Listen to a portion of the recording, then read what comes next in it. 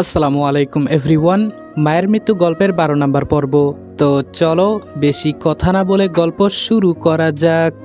সেতুর সাথে নিচে নেমে দেখি টেবিলের এক কোনায় রিয়া বসে নাস্তা করছে আর 3জন মেয়ে মিলে রিয়াকে খাবার দিচ্ছে। সেতু আমাকে ইশারা করে বলল, আপনি গিয়ে রিয়ার পাশে বসে পড়েন। মনে মনে চিন্তা করলাম রিয়ার মন এখন ভালো না, ওর পাশে না বসাই ভালো। আমি চুপটি করে সেতুর পাশের চেয়ারে বসে পড়লাম। রিয়া আমার দিকে একবার তাকিয়ে চোখ নিচু করে নিল। সেতু মুচকি হাসি দিয়ে বলল, আমি কি তোমার খাবার বেড়ে দিব? আমি চুপচাপ সামনে থেকে খাবার নিয়ে খেতে লাগলাম। হঠাৎ করে রিয়ার চাচি এসে বলল, রিয়া মা, তুই নাকি জনিকে আসতে বলেছিস? রিয়া মাথা ঝাঁকিয়ে বলল, জি চাচি। আমি আস্তে করে সেতুকে বললাম, এই জনিটা আবার কে? সেতু আমাকে আস্তে করে উত্তর দিল, এই জনি হলো রিয়ার ক্রাশ। আসলে পরে দেখিও, কুত্তার মতো চেহারা, কিন্তু ওর যেই শরীর, তোমাকে এক আঙ্গুল দিয়ে ঘুষি দিলে তুমি একেবারে শেষ। আমি একটু ভাব দেখিয়ে বললাম, তুমি হয়তো আমাদের সম্পর্কে জানো না, আমাদেরও কিন্তু আলাদা একটা স্পেশাল শক্তি আছে। ও যদি আমাকে ঘুষি দেয় আমি কি ছেড়ে দিব নাকি? আমার কথা শুনে সেতু সবার সামনে হাসতে লাগলো। এখন লজ্জায় আমার মাথা কাটা যাচ্ছে, কেন যে নিজেকে বীরপুরুষ বলতে গেলাম। রিয়া সেতুর দিকে চোখ ঘুরিয়ে বলল, এই তোর কি হয়েছে? এভাবে পাগলের মতো হাসছিস কেন? সেতু আমার দিকে তাকিয়ে বলল, কি বলবো নাকি? আমি ইশারায় বললাম, প্লিজ এসব কথা বলো না, তাহলে আমার মান সম্মান শেষ হয়ে যাবে। সেতুর মা আমাদের সবাইকে থামতে বলে রিয়ার পাশে বসে বলল, জানিস রিয়া, তোর মার শেষ কথা ছিল আমি যেন তোর খুশির জন্য সবকিছু করি। আমি জানি তুই জনিকে আগে থেকেই পছন্দ করতি, কিন্তু এখন তো ওর বিয়ে হয়ে গেছে, তুই অযথা মন খারাপ করিস না। আমি তোর জন্য একটা রাজকুমার নিয়ে আসব, তুই দেখে নিস। রিয়া ওর চাচির কথা শুনে কিছুক্ষণ চুপচাপ থেকে বলল, ওরা কখন আসবে? সেতুর মা একটু হতাশ হয়ে বলল, হয়তো কিছুক্ষণের ভেতরে। এইদিকে আমাকে সেতু বলল, কি এক মেয়ে, কুত্তার মতো চেহারা দেখে ক্রাশ খায়। আপুর কি এক চোখ আমি বুঝি না। সে যাই হোক, এখন তো ওর বিয়ে করা বউ আছে, কি জানি ও কি করে। আমি বললাম, সেতু তোমার আপুর মুখে একটা মায়া মায়া ভাব আছে, দেখেছো? আমার কথা শুনে সেতু মুখ বাঁকিয়ে বলল, হুম বলেছে আপনাকে। কেন, আমার মুখে বুঝি মায়া মায়া ভাব নেই? মনে মনে বললাম, তোরে দেখলেই তো ডাইনি বুড়ির মতো লাগে। আজকে আমি তোমাদেরকে সবচেয়ে বিশ্বস্ত বুকমেকার ওনেক্স সম্পর্কে বলতে চাই, যেটি পিএসজি এবং সিরিয়ার অফিসিয়াল পার্টনার। এই অ্যাপে আপনি cricket, football, tennis live match দেখতে এবং তাদের স্কোর ভবিষ্যৎবাণী করে সহজেই অর্থ উপার্জন করতে পারবেন। সেই সাথে বিএমডব্লিউ গাড়ি, আইফোন, ল্যাপটপ এবং আরও অনেক নগদ পুরস্কার জেতারও সুযোগ রয়েছে। এই অ্যাপটিতে আপনি crash, crystal, under and over 21 ইত্যাদি গেম খেলে সহজেই আয় করতে পারবেন। সাইন আপ করার সময় আমার প্রচার কোড রিদওয়ান8 ব্যবহার করে আপনার প্রথম জমাতে 24,000 টাকা পর্যন্ত পান। আপনি বিকাশ, নগদ, ব্যাংক, ক্রিপ্টো, পেপাল এবং অন্যান্য সহজ পদ্ধতির মাধ্যমে সহজেই আপনার জেতা টাকা তুলতে পারবেন। এখানে আপনি 24 ঘন্টা 7 দিন গ্রাহক সহায়তা পাবেন। তাই এখনই গুগলে ওনেক্স সার্চ করে অফিসিয়াল ওয়েবসাইটটিতে গিয়ে রেজিস্ট্রেশন করুন। আর রেজিস্ট্রেশনের সময় অবশ্যই আমার প্রচার কোড রিদওয়ান8 ব্যবহার করে প্রথমবার ডিপোজিটে 24,000 টাকা পর্যন্ত পান। হঠাৎ করে কলিং বেল বাজতে শুরু করলো। সেতু উঠে দরজা খুলে দিতেই আমার থেকে দ্বিগুণ উঁচু একজন পুরুষ আর একটা মেয়ে রুমে প্রবেশ করলো। মেয়েটাকে দেখে বোঝা যাচ্ছে ও হয়তো পরী হবে, আর জনি হয়তো জিন।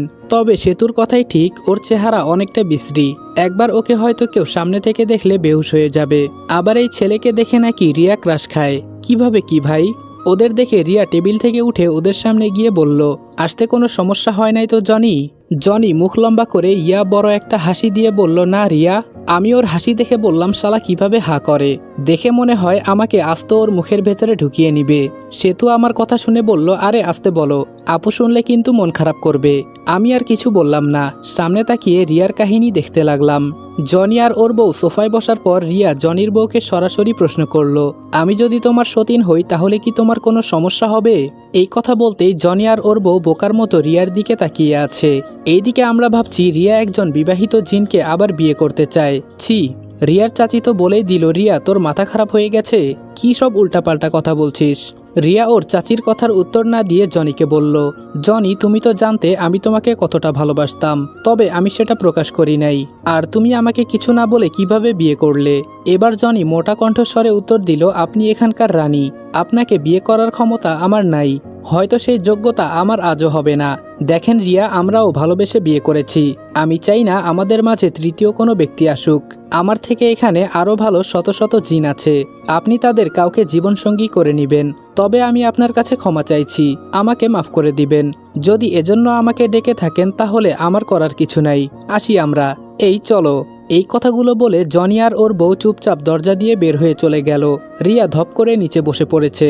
এখন একদম সবকিছু নীরব হয়ে গেছে, কোনো কথা নাই এখানে।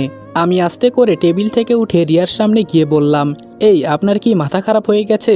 আপনার জন্য হাজার হাজার ছেলে পাগল, এজন্য আপনাকে বিশ্বসুন্দরী বলা হয়। আর আপনি কি না যার কোনো চেহারা নাই, কি আর বলবো। আপনার পছন্দ যে এমন হবে এটা আমি জানতাম না। বিয়ে হবার পরেও তাকে বলেন বিয়ে করতে। ওর আবার কত বড় সাহস আপনার মুখের উপর কথা বলে। থাক, আমি কি বলবো, আমি এখানে মেহমান হয়ে এসেছি। আপনার পছন্দের মানুষ এমন হবে এটা আমি জানতাম না। ঠাস করে রিয়া আমার গালে 2টা চড় দিয়ে বলল, তুই চাকর চাকরের মতো থাকবি, আমার বিষয়ে নাক গলাতে আসবি না। আমার কি পছন্দ আর না পছন্দ সেটা কি তোকে বলতে হবে? 2 টাকার চাকর আবার আসছে আমার চামচামি করার জন্য। এখানে এসেছিস, চুপচাপ খাবি ঘুরবি, না হলে আবার চাকর হয়ে কাজ করবি। দ্বিতীয়বার যদি এমন কিছু বলিস না, তোকেও তোর মায়ের মতোই মেরে কেটে একদম টুকরো টুকরো করে ফেলবো। আসছে আমার পছন্দের কথা বলতে। তুই কি জানিস ভালোবাসা হয় মন থেকে? চেহারা দিয়ে আমি কি করব? রাগে রিয়ার চোখ মুখ লাল হয়ে গেছে। রিয়া চোখ মুখ লাল করে চলে গেল। আমি গালে হাত দিয়ে দাঁড়িয়ে আছি। কি বলবো কিছুই বুঝতে পারছি না। আমার সামনে সেতুর মা দাঁড়িয়ে আছে, আবার সেতু এক কোনায় দাঁড়িয়ে দাঁড়িয়ে আমাদের কাহিনী এতক্ষণ দেখছিল।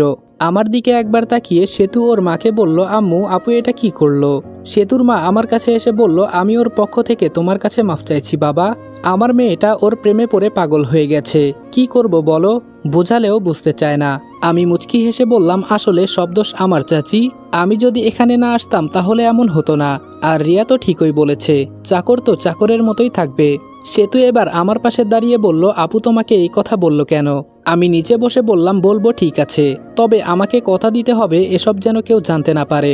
একটা কথা কি জানো সেতু, মানুষ বলে অভাবে নাকি স্বভাব নষ্ট। আর আমি নিজের মাকে খুনের অপরাধে জেলে যাই, সেই ফাঁসি থেকে বাঁচার জন্য চাকর হয়েছি।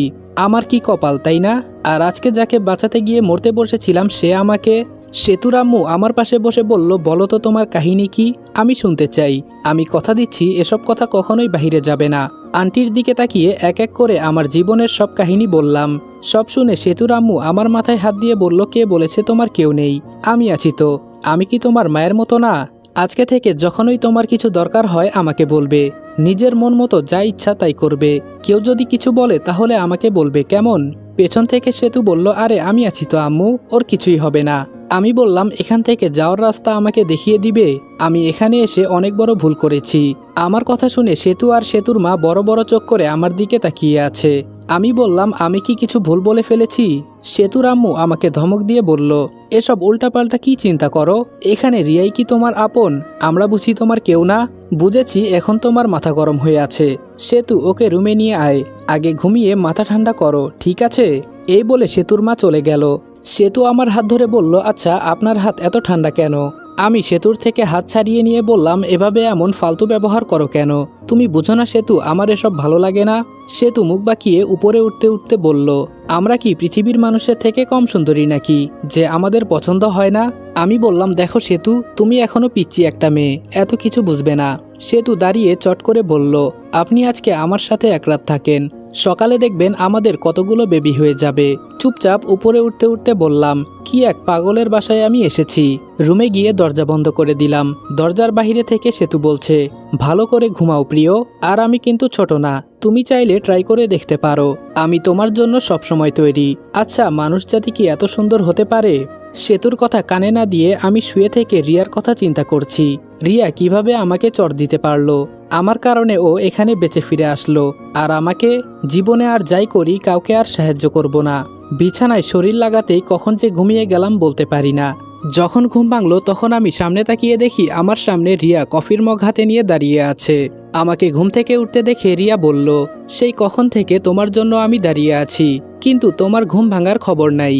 আমি রিয়ার কথার উত্তর না দিয়ে চুপচাপ উঠে দরজা দিয়ে বের হতে হতে বললাম, ম্যাম আসলে আমি সরি, আমি যে আপনার টাকার কেনা গোলাম এটা আমার মনে ছিল না। আপনি একটু অপেক্ষা করুন, আমি এখনই আপনার জন্য কফি নিয়ে আসছি। রিয়া মূর্তির মতো এক জায়গায় দাঁড়িয়ে আছে। থাকবে আমার কি? আমাকে বলে আমি নাকি 2 টাকার চাকর হয়ে তার সম্পর্কে কথা বলতে এসেছি। নিচে নেমে সরাসরি কিচেন রুমে চলে গেলাম। কিচেন রুমে গিয়ে তো আমি পুরাই বোকা হয়ে গেলাম। এখানে প্রায় 10 জনের মতো মেয়ে আছে, সব কয়টা মেয়ে মিলে রান্না করছে। এতগুলো মেয়ের ভেতরে আমি একা একটা নিরীহ ছেলে আসা ঠিক হয় নাই।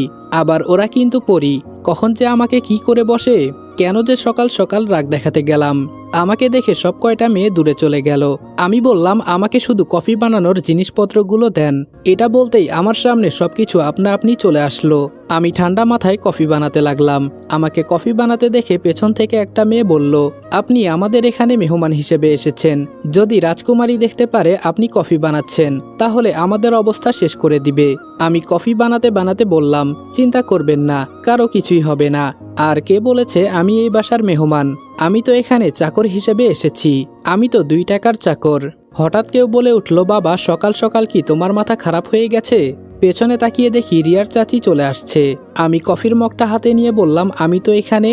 সেতুর আম্মু জোরে আমাকে ধমক দিয়ে বলল, হয়েছে তোমার বলা? রিয়া, ওই রিয়া। সেতুর আম্মুর চিল্লাচিল্লি শুনে সবাই কিচেন রুমে জড়ো হয়ে গেছে। রিয়ার ছোট চাচা এসে বলল, এই তুমি কি আমাকে সকাল সকাল একটু ঘুমাতে দিবে না? সেতুর মা জোরে ধমক দিয়ে বলল, তোমার ঘুম রাখো। আমাদের এখানে যে একজন মেহমান আছে সেটা তুমি জানো না? কালকে তোমার মেয়ে এই ছেলেকে চাকর বলেছে। এখন এই ছেলে সকাল সকাল কফি বানাতে চলে এসেছে। রিয়া, আমি জানি না আগে তোদের মাঝে কি হয়েছে না হয়েছে। তুই এখনোই এই ছেলেটার কাছে মাফ চা। একটা বিবাহিত বিশ্রী জিনের জন্য তুই যে এমন করতে পারবি এটা আমার জানা ছিল না। আমি তোকে আমার নিজের মেয়ের মতো মনে করি, কিন্তু তাই বলে যে তুই আজে বাজে কিছু করবি এটা আমি সহ্য করব না। মানলাম ও আগে তোর জন্য চাকরের কাজ করেছে, বেচারা তো ফাঁসি থেকে বাঁচার জন্য চাকর হয়েছে। যে ছেলে তার জীবন বাজি রেখে তোকে বাঁচিয়েছে, তোকে এখান পর্যন্ত নিয়ে এসেছে, আর তুই? সেতু তাড়াতাড়ি ওর আম্মুর কাছে গিয়ে বলল, আরে আম্মু হয়েছে তো, এখন এসব কথা বলা বন্ধ করো। ও তো। সেতু কিছু বলার আগে আমি বলে দিলাম, আমি তো বাহিরের একটা মানুষ, আমার জন্য কেন নিজেদের মাঝে ঝামেলা করবে, তাই তো সেতু? চিন্তা করো না, আমি তোমাদের এখানে থাকতে আসি নাই। সেতুর বাবা সবাইকে থামতে বলে রিয়ার সামনে গিয়ে বলল, ওকে তুই নিজেই এখানে নিয়ে এলি, ও একমাত্র তোকেই বিশ্বাস করে। এখন তুই কি জন্য ওর শত্রু হয়ে যাচ্ছিস? যা ইচ্ছা তাই কর তুই। আজকে তো তোর হাতে সবকিছু তুলে দিব, তবে এই ছেলের যদি কিছু হয় তখন তোকে বলবো, এখন না। এই সবাই এখন যার যার কাজে যাও। সেতুর আম্মু বলল, কিন্তু? সেতুর বাবা বলল, ওদের বিষয় ওরা দেখে নিবে, এখানে আমাদের না থাকাটাই বেস্ট। এই বলে সেতুকে নিয়ে ওর বাবা মা চলে গেল। হঠাৎ করে রিয়া আমাকে জড়িয়ে ধরে কান্না করতে করতে বলল, আমাকে মাফ করে দাও। তখন আমার এভাবে বলা ঠিক হয় নাই। কি করব বলো, এতদিনের ভালোবাসা, তাই রাগ মিটাতে পারি নাই। আর আমি নিজেও জানতাম না রাগের মাথায় তোমাকে এমন কিছু বলে ফেলবো। রিয়াকে কোনো মতে ছাড়িয়ে বললাম, থাক, আপনাকে আর মাফ চাইতে হবে না ম্যাম, দোষ তো আমার। রিয়া চোখের পানি মুছে আমার একটা হাত ধরে টানতে টানতে উপরের একটা রুমে নিয়ে গেল। রুমে নিয়ে দরজা বন্ধ করে বিছানার উপর বসে বলল, আমি কি সত্যি অনেক বড় অপরাধ করে ফেলেছি? আমি কিছু বললাম না, চুপচাপ দাঁড়িয়ে আছি। রিয়া আবার আমাকে বলল, কি হলো, কথা বলবে না? এবার আমি আস্তে করে উত্তর দিলাম, জানেন ম্যাম, আমার কোনো কিছুর মাঝে অভিমান ছিল না, কিন্তু আপনি আমার গালে থাপ্পড় দিতে পারলেন, তাও আবার সবার সামনে। আমার কি কোনো মান সম্মান নাই? রিয়া বলল, রনি, আমি তো সরি বলেছি, এখন কি তোমার পা ছুঁয়ে মাফ চাইতে হবে? আমি বললাম, আমি কি সেটা বলেছি? রিয়া বলল, তো? আমি হাসতে হাসতে বললাম, জানেন ম্যাম, কেন আপনাকে বিশ্বসুন্দরী বলা হয়? রিয়া বলল, কেন? আমি বললাম, আপনি যেমন সুন্দরী আবার তেমন মায়াবী, আপনাকে দেখে যে কেউ আপনার প্রেমে পড়তে বাধ্য। রিয়া বলল, কে বলেছে আমি সুন্দরী? যদি সুন্দরী হতাম তাহলে আজকে আমাকে রেখে ও অন্য কাউকে বিয়ে করতে পারতো না। আমি বললাম, একটা সত্যি কথা বলবো ম্যাম? রিয়া বলল, আবার ম্যাম? আমি বললাম, এত প্যাচ আমার ভালো লাগে না, এখন বলেন বলবো কি না। রিয়া বলল, আচ্ছা ঠিক আছে বাবা, কি বলবে বলো। আমি বললাম, আপনি জানেন তো আপনি কতটা সুন্দরী? আমার কথা শুনে রিয়া একটু চিন্তা করে বলল, আচ্ছা তুমি এখন পর্যন্ত এই কথাটা কতবার আমাকে বলেছ? আমি বললাম, এত কিছু আমি জানি না, তবে আপনি আমার কাছে সবচেয়ে সেরা সুন্দরী, এজন্য সবসময় আমি আপনাকে সুন্দরী বলি। জানেন, প্রতিটা ছেলের স্বপ্ন আপনার মতো সুন্দরী কোনো মেয়েকে বিয়ে করা। রিয়া আমার কথা শুনে হাসি দিয়ে বলল, তাই নাকি? তা তুমিও বুঝি আমার মতো সুন্দরী মেয়ে বিয়ে করতে চাও? আমি এবার একটু সুযোগ পেয়ে বললাম, সেই সুযোগ যদি আমার হাতে আসতো তাহলে কখনোই এমন সুযোগ মিস করতাম না। রিয়া, আমি তোমার এত কাছের মানুষ না, জানি না আমার কথাটা বলা ঠিক হবে কিনা। আচ্ছা, আমার থেকে কি জনি বেশি সুন্দর, নাকি ওর শক্তি আর জাদু আছে বলে তোমার তাকে পছন্দ? ওর কারণে আমাকে সবার সামনে চড়না দিলেও পারতে। রিয়া আমার কথা শুনে কিছুক্ষণ চুপচাপ থেকে বলল, আসলে তখন আমার মাথা গরম ছিল। আর কে বলেছে জনি তোমার থেকে সুন্দর? একসময় ওর জন্য পাগল ছিলাম, এখন যে আমি আর আমার মনকে বুঝাতে পারি না, কোনোভাবেই নিজের আবেগ কন্ট্রোল করতে পারি না। আর তুমি এই কথা বললে কেন যে তোমার থেকে কি জনি বেশি সুন্দর? এবার আমি মাথা নিচু করে চোখ বন্ধ করে বললাম, আর নিজের মনের ভেতরে রাখা কথাগুলো চাপিয়ে রাখতে পারছি না, আজকে সবকিছু বলেই দিব। আসলে আপনাকে আমি প্রথম যেদিন দেখেছি সেই দিনই আপনার প্রেমে পড়েছি। এজন্য তো আমি আমার জীবন বাজি রেখে আপনাকে বাঁচালাম। কি করব বলেন, আমার যে এই পৃথিবীতে বিশ্বাস করার মতো কোনো মানুষ নাই। জানি না কিভাবে আপনাকে এত ভালোবেসে ফেলেছি। হয়তো আপনার সাথে থাকতে থাকতে এমন হয়ে গেছে। আমার মতো আপনাকে যারা প্রথম দেখেছে সবাই এই কথাটা বলতে চাইবে। সবাই হয়তো বলবে আমি আপনাকে ভালোবাসি। বলতে পারেন আমিও ওদের মতোই একজন। তবে পার্থক্য শুধু এই জায়গায়, আমি জীবন বাজি রেখে সবসময় আপনার পাশে ছায়া হয়ে থাকব। হয়তো দূর থেকে ভালোবেসে যাব, তাতেও আমার চলবে। কারণ মানুষ বলে দূর থেকে ভালোবাসার মাঝে নাকি অনেক মজা আছে। আজকে যখন দেখলাম আপনি জনিকে বিয়ে করবেন বলেছিলেন, তখন যে আমার কেমন লেগেছিল কি করে যে বোঝাবো আপনাকে। দেখেন আমি কি বোকা, মনের ভেতরে যত কথা চাপা পড়েছিল সব আজকেই বলে দিলাম। যদি আমি ভুল কিছু বলে থাকি মাফ করে দিবেন। চাকরের মুখে এসব কথা মানায় না। আমি এই পর্যন্ত বলে কথা বলা বন্ধ করে দিলাম। আমার বলা প্রতিটা কথা রিয়া ভালো করে শুনলো, কোনো কিছুই বলছে না। হয়তো অন্য কিছু চিন্তা করছে। কিছুক্ষণ পর রিয়া আমার সামনে এসে বলল, আর কখনো তুমি নিজেকে চাকর মনে করবে না। তবে তুমি যেই কথাগুলো বললে এগুলো তোমার বলা উচিত হয় নাই। আমি রাগ করি নাই। তবে তুমি তোমার যোগ্যতা অনুযায়ী কারো প্রেমে পড়বে। আমি এখানকার রানী হব আজকে। আমার কথা মতো সবাই চলবে। ধরো তোমাকে আমি বিয়ে করলাম। বিয়ের পরে সবাই যখন জানতে পারবে তুমি একসময় আমার জন্য চাকরের কাজ করতে, তখন আমার সম্মান কোথায় যাবে বুঝতে পারছো? আমি যেমন এখানকার রানী, তেমনি আমার যোগ্যতা অনুযায়ী কোনো রাজা বিয়ে করে নিব। তুমি এখানে বেড়াতে আসছো আমার বন্ধু হয়ে, বন্ধু হিসেবেই থাকো। আর যদি কাউকে পছন্দ হয় আমাকে বলবে, কেমন? আমার বলা কথাগুলো শুনে মাইন্ড করো না। তুমি নীরবে একটু চিন্তা করে দেখবে আমার সাথে তোমার মানায় কিনা। ভালোবাসা তো পরের কথা, এখন ঘুমাও কেমন? আর কিছুক্ষণ পর রেডি হয়ে রাজদরবারে যাবে। আজকে আমি সমস্ত দায়িত্ব নিব এখানকার। আমি কি বললাম মনে থাকবে তো? আমি মাথা ঝাঁকিয়ে বললাম হুম। রিয়া কফির মগটা আমার হাতে দিয়ে বলল, আর কিছুক্ষণ পর আমার সাথে দেখা করার জন্য তোমার অনুমতি লাগবে। এটা কি জানো? থাক, এত কিছু তোমার জানার দরকার নেই। ধীরে ধীরে সবকিছু জানতে পারবে। আচ্ছা আমি গেলাম। রিয়া চলে যাওয়ার পর চুপচাপ গিয়ে বিছানার উপরে বসলাম। চোখ থেকে এক ফোঁটা জল নিচে গড়িয়ে পড়ল। রিয়া আমাকে এই কথা বলতে পারলো? আমি নাকি তার যোগ্য না? ঠিকই তো বলেছে। আমি একজন সামান্য চাকর হয়ে কিভাবে ওকে বলি ভালোবাসার কথা? সে আবার এখানকার রানী। নিয়তির কি আজব খেলা। রিয়া জনিকে ভালোবাসে, কিন্তু জনি তার ভালোবাসা ফিরিয়ে দিল। আর আমি রিয়াকে এতটা ভালোবাসার পর রিয়া আমাকে ফিরিয়ে দিল। কি আজব একটা খেলা। আর এর নাম দিয়েছে মানুষ ভালোবাসা। এই ভালোবাসার জন্য মানুষ কত কিছু করে। আমি তো রিয়ার জন্য নিজের জীবনের কথা চিন্তা করি নাই। রিয়া কিভাবে আমাকে এসব কথা বলতে পারলো? হঠাৎ দরজার খটখট আওয়াজ শুনে দরজা খুলে দিলাম। দরজার বাহিরে দেখি সেতু কিসের যেন ব্যাগ হাতে নিয়ে দাঁড়িয়ে আছে। আমাকে পাশ কাটিয়ে সেতু ব্যাগগুলো বিছানার উপর রেখে বলল, তার সবকিছু কি মিটমাট হয়েছে? আমি একটু উদাস হয়ে বললাম হুম হয়েছে। সেতু হাসি দিয়ে বলল, আপু তাহলে আপনাকে অন্য কিছু বলেছে তাই না? এজন্য মন খারাপ। আচ্ছা আপুর কথা মাথা থেকে ঝেড়ে ফেলে দিন। সেতু হাসি দিয়ে বলল, আমি তো আছি, আমাকে নিয়ে একবার চিন্তা করে দেখেন না। আমি বললাম, দেখো সেতু, ফাজলামি করো না। আজকে এমনি আমার মন খারাপ। এখন বলো এই ব্যাগের ভেতরে কি আছে?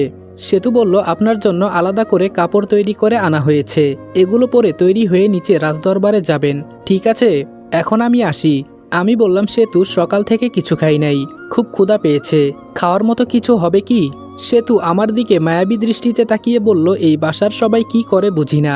আসলে আমি সবার পক্ষ থেকে সরি বলছি। আপনারা মানুষ যে সকালে নাস্তা করেন এটা আমি জানতাম না। আমরা তো আরও অনেক পরে খাই। সেতু দরজা দিয়ে বের হতে হতে বলল, 5 মিনিট অপেক্ষা করেন, সবকিছু রেডি করে নিয়ে আসবে। তারপর খেয়ে দিয়ে তৈরি হয়ে নিচে যাবেন, কেমন? এই কথা বলে সেতুও চলে গেল। সেতুর কথা মতো কিছুক্ষণ পর খাবার এসে গেল। খেয়ে দিয়ে ব্যাগ খুলে দেখি নীল কালারের একটা পাঞ্জাবি আর পায়জামা, এর সাথে ম্যাচিং করে কালো ঘড়ি, টুপি, আবার নীল কালারের একটা ফোনও আছে। এগুলো দেখে একটা হাসি দিলাম। এখানে সব দেখি আমার পছন্দের কালারের। সবকিছু পরে রেডি হয়ে নিলাম। নিজেকে আজকে একজন রিয়েল হিরোর মতোই লাগছে। সব মিলিয়ে একদম ঝাঁকানাকা। দেখলেন, নিজের প্রশংসা নিজেই করছি। কি আর করব, আপনারা তো আমাকে নিয়ে আর প্রশংসা করবেন না। আসসালামু আলাইকুম এভরিওয়ান। মায়ের মৃত্যু গল্পের 12 নম্বর পর্ব এখানে শেষ করলাম। ভিডিওটা ভালো লাগলে উড়াধুরা লাইক, কমেন্ট এবং শেয়ার করে দাও। আর ভিডিওটা ইউটিউব থেকে দেখে থাকলে চ্যানেলটা সাবস্ক্রাইব করে দিও।